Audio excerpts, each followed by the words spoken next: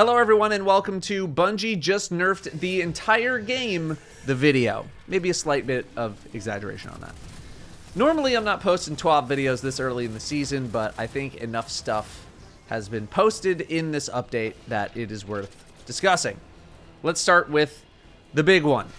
Bungie has not only buffed primary weapon archetypes, but they also went and nerfed HP values of anything that's above basically seasonal activity level difficulty. All non-raid and dungeon legend and master enemies got their health reduced by 10%, which is actually less than I was anticipating. But in Legend Avalon, aka the exotic mission for Season 20, co-op enemy HP scalars were reduced by 33%. Legend Avalon being probably the hardest thing in the game right now. Bungie also took another swing of the nerf bat to commendation score requirements for Guardian ranks, so hopefully you won't need to spend a lot of time grinding commendation score in order to rank up, which is definitely for the best. Next, we have some PvE buffs to primary weapons. Bungie specified on Twitter that this buff applies to exotic weapons on top of their 40% damage boost versus red bars, in addition to legendary weapons. So Quicksilver Storm is about to go nuts because it just got fixed, and I think a lot of other primary exotics are primed to go pretty wild. Auto rifles, 25% damage boost. Pulses, hand cannons, sidearms, 20% PvE boost. Scouts, 10% PvE boost. I'm not gonna lie, for as easy as I think certain things in the game are, primary weapons were hitting like wet noodles. I don't really notice it that much because the majority of the time I'm on a machine gun or a special weapon because we just have infinite ammo for them right now. But for the times where you do need to bust out a primary weapon, they feel terrible in anything Lightfall related, Neo Moon Patrol, Legend content, you name it. I mean, if you watched my best legendary weapons video, you probably saw me use Gnawing Hunger on Neo Moon Patrol, heard me call it the best energy slot auto in the game, and then watched as it took me a week to kill a red bar enemy. Like, that's just pathetic. Scouts not getting boosted as much makes sense. They don't want people just to be able to plink everything to death with 100% safety, so I get that. Moving to other stuff, the Ikelos SMG is getting nerfed, unsurprisingly. Apparently this weapon had a built-in effect which was giving it the equivalent of Zen Moment at maximum strength all the time. It was a custom tuning thing from way back when Ikelos weapons were first introduced. So the recoil on this weapon should be a lot more in tune with other SMGs of its kind. However, time to kill times aren't really going to change, but Bungie is going to be addressing that in a Season 21 patch. Rapid-fire fusion rifles are getting a bit of a PvP buff. Their burst damage is going up by 15, the total burst of a shot, not individual bolts, with no PvE changes, which is fine because I think fusions feel mostly good in PvE. But I have already seen a bit of concern expressed for this change, as rapid-fires are quite good in PvP. They were preemptively nerfed a while ago with the shotgun airborne effectiveness changes and a bunch of those things, but now it seems like they're loosening things up. We'll see if this is going to break something or if people are maybe just being a little too anxious. Trace rifles are getting a small PvP adjustment, small seasoned curlies. Their base damage is going up a smidge, their precision hit multiplier is going down a smidge, but they're buffing the stability on them, which is probably the biggest change.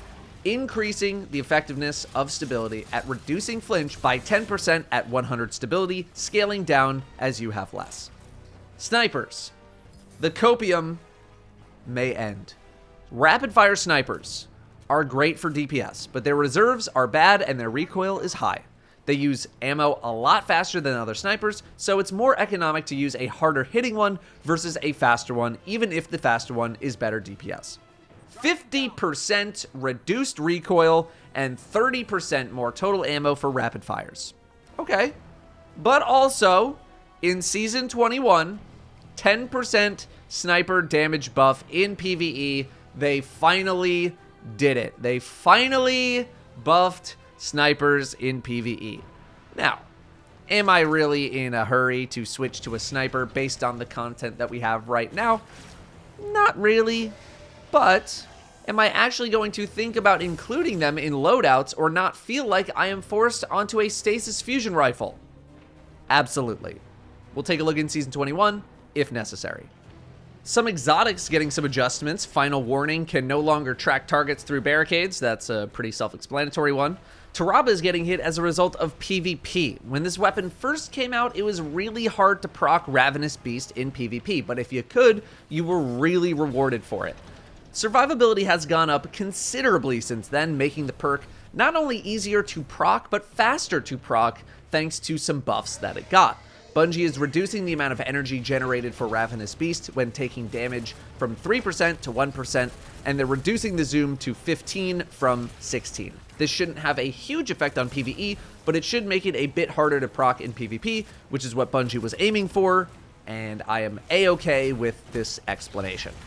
Revision 0 was acting a little weird with 4th time's the charm, so Bungie made a fix to make it so you didn't get booted out of Hunter's Trace, aka Sniper Mode, too quickly when you are using this perk, and they're also buffing the Hunter's Trace shots by 25% in PvE.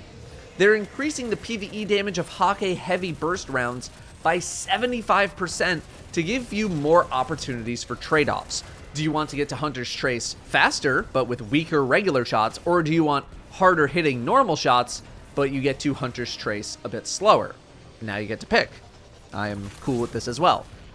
In Season 21, we're going to have a sweeping rework of hip-fire reticles, aggressive frame SMG nerfs, and buffs and adjustments to more than a dozen exotic weapons like Salvation's Grip and Graviton Lance. I don't feel like Graviton Lance is actually that bad. Maybe they're going to give it some, like, Void 3.0 love. I don't know. But Salvation's Grip, they might as well completely remake into a brand new gun as far as I'm concerned. That thing is arguably the worst exotic in the game.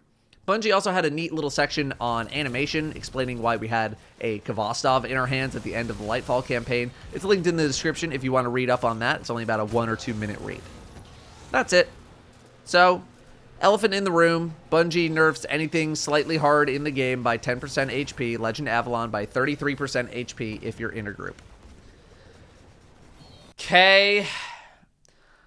Look, obviously with the amount of complaints pretty much everywhere, something was bound to happen.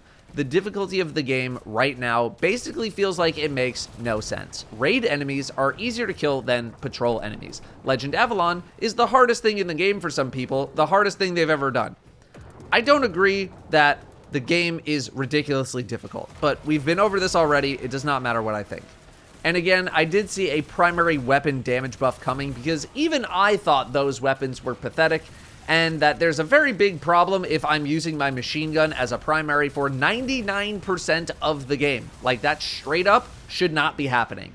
It's a big reason why I think the game is so easy. Machine guns make the game completely free. Stop being arrogant. Use a machine gun while they're completely broken. I know a lot about being arrogant and stubborn. Ask my wife. Just use one. I do think that a considerable part of some people's struggles in stuff like Lost Sectors is the fact that they are too low level. But also that some people just need some help.